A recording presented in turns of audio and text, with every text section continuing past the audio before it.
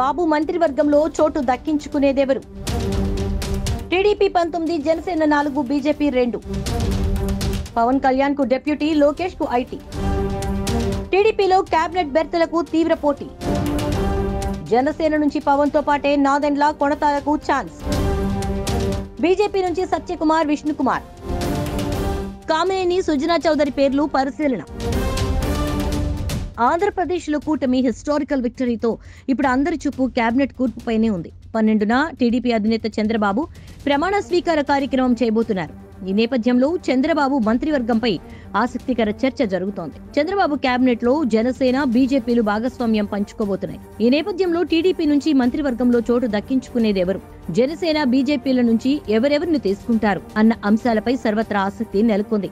ఈసారి కూటమి తరపున ఎక్కువ మంది అభ్యర్థులు భారీ విజయాలు నమోదు చేస్తున్నందున మంత్రివర్గంలో స్థానం దక్కించుకునేందుకు నేతల మధ్య తీవ్ర పోటీ నెలకొనే పరిస్థితి కనిపిస్తోంది. అయితే సుదీర్ఘ అనుభవం ఉన్న చంద్రబాబుకు ఇదేమీ పెద్ద వ్యవహారం కాకపోయినా ఆశావాహులు ఉత్కంఠగా ఎదురుచూస్తున్నారు. ఈసారి ఎలాంటి మొహమాటాలకు పోకుండా క్లీన్ ఇమేజ్ ఉన్న వారి వైపు చంద్రబాబు మొగ్గు చూపే అవకాశం ఉందని అంచనా. కొంతకాలంగా పార్టీలో యువతకు, బలహీన వర్గాలకు ప్రాధాన్యం పెరుగుతోంది. మహిళలకు అదే స్థాయిలో ఇవ్వాలనుకున్నా కొన్ని పరిణామాల దృష్ట్యా సాధ్యపడటం లేదు. తాజా పరిణామాలతో ఈసారి సీనియర్ల కన్నా యువత, బలహీన వర్గాలు, మహిళలకు అధిక ప్రాధాన్యమిచ్చే అవకాశం ఉందన్న చర్చ జరుగుతోంది. పార్టీ అభ్యర్థుల ఎంపికలోనూ ఈసారి గతంలో కన్నా ఎక్కువగా మహిళలు, యువతకు అవకాశం ఇచ్చారు. కడపలో మాధవిరెడ్డి, పుట్టపర్తిలో సింధూరారెడ్డి, పెనకొండలో సవిత వీరంతా రాయలసీమలో జిల్లాల్లో మొదటిసారి పోటీ చేసి గెలుపొందారు. ఎస్సీ వర్గాల నుంచి బండారు శ్రావణి, నెలవల విజయశ్రీ, ఎస్టీ వర్గం నుంచి శిరీషాదేవి, జగదీశ్వరి విజయం సాధించారు. బీసీ వర్గాల నుంచి మాధవి, యర్మల దివ్య, సవిత వంటి వారు ఉన్నారు. వీరంతా యువతరానికి, రాజకీయాల్లో చొరవ చూపుతున్న కొత్త తరానికి ప్రతినిధులే. ఒకప్పుడు ఫ్యాక్షన్ కు పేరొందిన రాయలసీమ నుంచి ఈసారి అధిక సంఖ్యలో మహిళలు ఎన్నికయ్యారు. యువతలో రెండోసారి శాసనసభ్యులుగా గెలిచిన వారికి అవకాశం ఇవ్వాలనుకుంటే ఎస్సీ వర్గానికి చెందిన తంగిరాల సౌమ్య, బంగళపూడి అనిత వంటి వారికి ప్రాధాన్యం లభించొచ్చు. పార్టీలో అత్యంత సీనియర్ నేత అశోక్ గజపతిరాజు కుమార్తె, విజయనగరం నుంచి గెలుపొందిన అదితి గజపతిరాజు పేరు పరిశీలనలోకి రావచ్చు.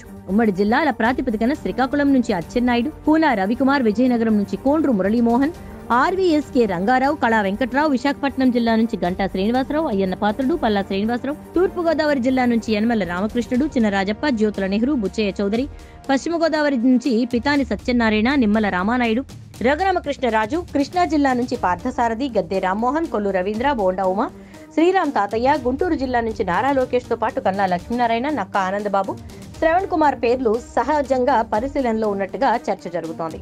ప్రకాశం జిల్లా నుంచి గొట్టిపాటి రవికుమార్, ఏలూరు సాంబశివరావు, బిఎన్ విజయ్ కుమార్, డోలా బాల వీరాంజనేయ స్వామి, నెల్లూరు జిల్లా నుంచి నారాయణ, ఆనం రామనారాయణ రెడ్డి, సోమిరెడ్డి చంద్రమోహన్ రెడ్డి, చిత్తూరు జిల్లా నుంచి అమర్నాథ్ రెడ్డితో పాటు ఎస్సీ వర్గం నుంచి ఒకరిని పరిశీలనలోకి తీసుకునే అవకాశం ఉంది.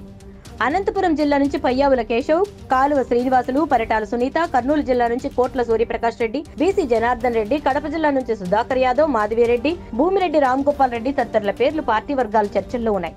వీరే కాకుండా ప్రాంతాలు, వర్గాలు, యువత, మహిళల సమతూకం ఆధారంగా కొన్ని మార్పులు, చేర్పులు ఉండొచ్చు. మైనార్టీల నుంచి ఎన్ఎండి ఫరూక్, నజీర్, షాజహాన్ బాషా ఎన్నికయ్యారు. ఈ వర్గం అధికంగా ఉన్న 20 నియోజకవర్గాల్లోనూ ఎన్డీఏ అభ్యర్థులు ఘన విజయం సాధించిన నేపథ్యంలో వీరిలో మంత్రులయ్యే అదృష్టవంతులు ఎవరనేది ఆసక్తికరంగా మారింది. జనసేన అధినేత పవన్ కళ్యాణ్ ఉప ముఖ్యమంత్రి, కీలక శాఖలు తీసుకునే అవకాశం ఉంది. జనసేన తరపున ఎస్సీ, ఎస్టీ, బీసీలతో పాటు అగ్రవర్ణాల నుంచి ఎమ్మెల్యేలు గెలుపొందినందున ఒక్కో వర్గం నుంచి ఒక్కొక్కరు చొప్పున గరిష్టంగా 4కి ప్రాతినిధ్యం లభించే వీలుందన్న చర్చ నడుస్తోంది. సీనియర్ ఎమ్మెల్యే నాదెండ్ల మనోహర్, బీసీల నుంచి కొణతాళ్ల రామకృష్ణులకు కేబినెట్ బెర్త్ ఖాయమైపోయిందట. మిగిలిన వాటికి కాపు, బీసీ, ఎస్సీ, ఎస్టీ వర్గాల నుంచి పేర్లు పరిశీలించే వీరుంది. బీజేపీ నుంచి చంద్రబాబు మంత్రివర్గంలో ఎవరికి చోటు లభించబోతోందన్నది ఇంకా తేలలేదు. దీనిపై నిర్ణయాన్ని బీజేపీ జాతీయ నాయకత్వం తీసుకోవాల్సి ఉంది. 2014లో బీజేపీ నుంచి 4 ఎమ్మెల్యేలు గెలిస్తే 2కి మంత్రివర్గంలో అవకాశం ఇచ్చారు. ఈసారి కమలం పార్టీ నుంచి 8 మంది గెలిచినా గరిష్టంగా 2కే చోటు లభించొచ్చు. వీటికి సీనియర్ నేతలు సుజనా చౌదరి, కామినేని శ్రీనివాస్, సత్యకుమార్, విష్ణుకుమార్, రాజు పేర్లు పరిశీలనలో ఉండొచ్చు. జనసేన, బీజేపీల నుంచి ఏ జిల్లాల్లో ఏ వర్గం నుంచి ఎవరిని ఎంచుకుంటారన్న దాన్ని బట్టి టీడీపీ ఎమ్మెల్యేల అవకాశాలు ప్రభావితమవుతాయి.